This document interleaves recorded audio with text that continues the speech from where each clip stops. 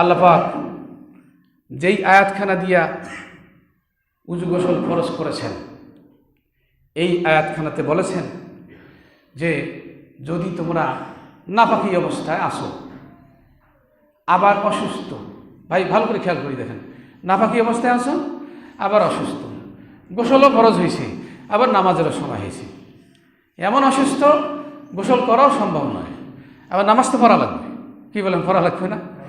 এই অবস্থায় এমন অসুস্থ আপনি যদি পানি দিয়ে গোসল করেন, অসুস্থতা আপনার বেড়ে যাবে, কিন্তু আপনি নাফা, আপনাকে আবার নামাজ পড়তে হবে। আল্লাহ পাক বলে দিয়েছেন এই অবস্থায় আপনি তায়াম্মুম করে নামাজ পড়েন। সুবহানাল্লাহ বলবেন না? এখন এত সুন্দর ফয়সালার পরে আপনি যদি ইমানদার দাবি করেন, হুজুর বিষয়টা আসলে কেমন হইল না, আপনি এখন বলেন আল্লাহ তাআলার ফয়সালার উপর 100% কি বিশ্বাস আসলে আপনার আছে? কি মনে হয়? আল্লাহ ফয়সালা দিয়েছেন যেখানে, সেখানে আপনি আপত্তি মারান, আপনি তাকওয়াগিরি মারান, আপনি পরহেজগার দাবি করেন।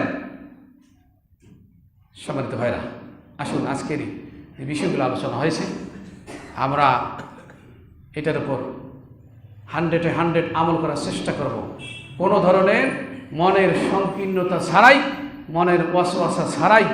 আল্লাহ তাবারক ওয়া তাআলা আমাদেরকে সেটা আমল করার তৌফিক দান করুক।